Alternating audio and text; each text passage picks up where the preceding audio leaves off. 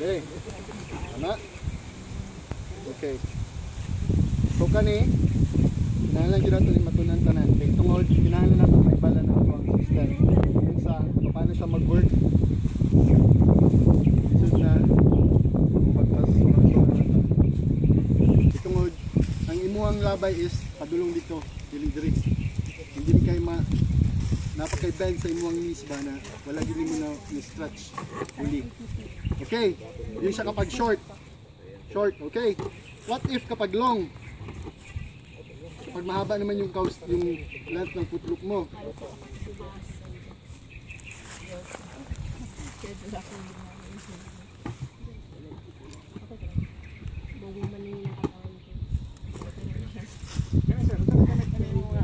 Malit lang ako, Mary. Malit Muna lang siya ang ako. aking double cow spacer. Nalit man ka, sir? Ganyan, kataas. Okay, na ako'y long. Malit Na ang length. process. Okay. Oh. Malit ang process mo. No? Tapoy na. Ganahan mo. Nga na ra. Saan gawa ang payaya? Dako kag effort, gamay ka og progress. Okay? Okay? No. Okay. Excuse me, palihog. So, okay? Okay. So kapag short cow tail, kapag short ang length sa imong footloop sa gani, palihog. Mataas ang progress mo para kapoy. Mhm. Taxing ang energy. Ang kalabay ng progress, pero kapoy. Tapos ang strength mo kasi nakafocus sa paa mo. Yun yung focus mo. Focal point ng paa. So kung mataas ang height ng anong Okay ma'am, tama na. Unsa na focal point? So, karon, kanina punta. Okay na yung ating length. Ibutan na to ha. Okay na nga to ang, excuse me. Okay na nga to ang length sa atong footloop. So what if ang atuang connector is short. Short siya sa ato ha. Unsa ang mahitabo? Short.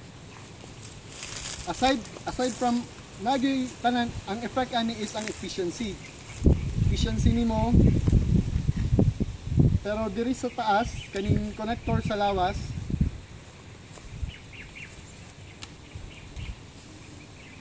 maapektuhan yung pag-transfer mo ng weight na hindi intended doon sa equipment na dapat mo i-transfer yung weight. Gets? Dili. Ipakita na ko ha, sample. Kani, mo-change over daw kunuhay ko. Nakoy short nga length. Usang may tabo sa kuha.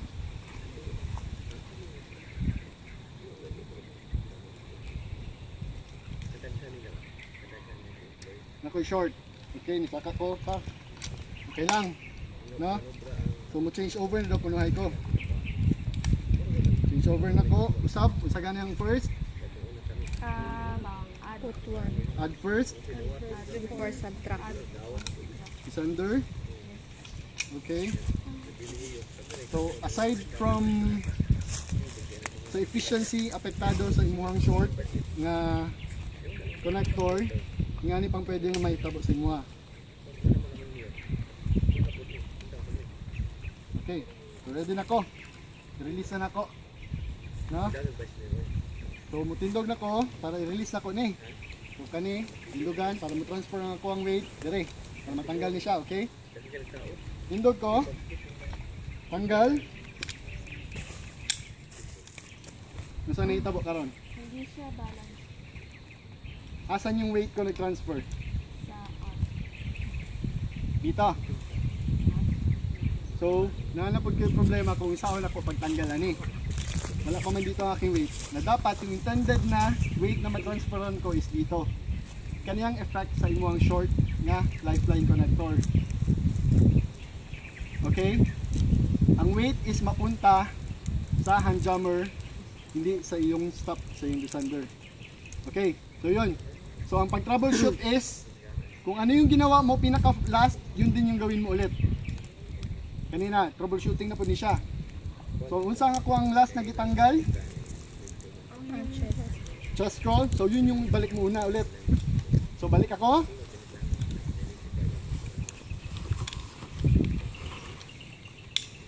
Okay. Mga itong mahita ba sa mga short? What if kung long? Kung long. So may tabos ko ah.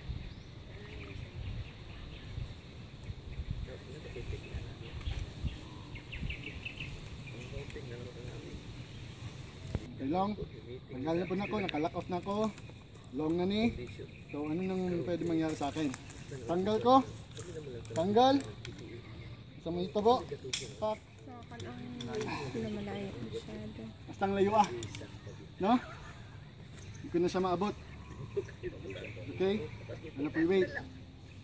Yun naman. So kailangan mo yung sakto lang talaga ng lifeline director mo. Kung ang tadasa lang yun ang imong reach nga pagkalingkod mo, ma-reach niya po mo siya sa inyo. Okay? Okay. So, kung saan pag-troubleshoot? Gawin sa pinakalas na. Ginawa. Okay. So, ito ni. Tundog.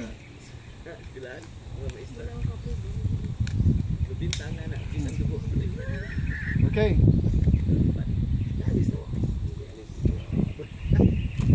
Mo malaman na eksakto yung pagkalagay mo sa size mo. Ay, sa length mo.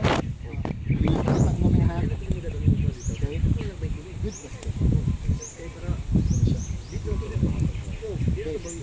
Okay na po. Yung pinakita ko kanina, na yung pagtayo ko, pag stand up, inapakan ko yung kutlop. Yung cam nito, ito yung cam nito, sa cam nito, ito siya magpatong lang sa cam. Okay? Or sa pagbaba ko, ipakita ko ngayon. Okay, release ako.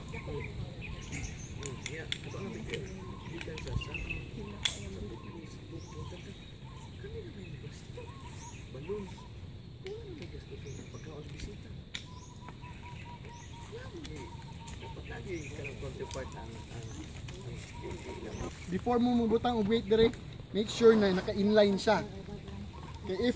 Kay if nilagyan mo to ng weight, tapos nakaganito, hindi siya naka-inline, pagbaba mo, na tendency na kani mag-snap, naka-testing ni nag-snap ni siya, di na namo ma-open.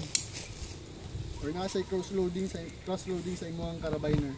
Always inline before ka mo butang og weight direct. So hinay-hinay lang. Okay? Release. Ah, kung size, ano diya?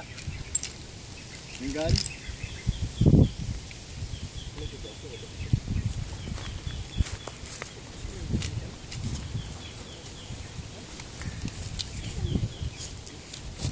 Clear lang. Again, pagtanggal. Ngani, ang stop, once na mudugay, mahimo siyang go.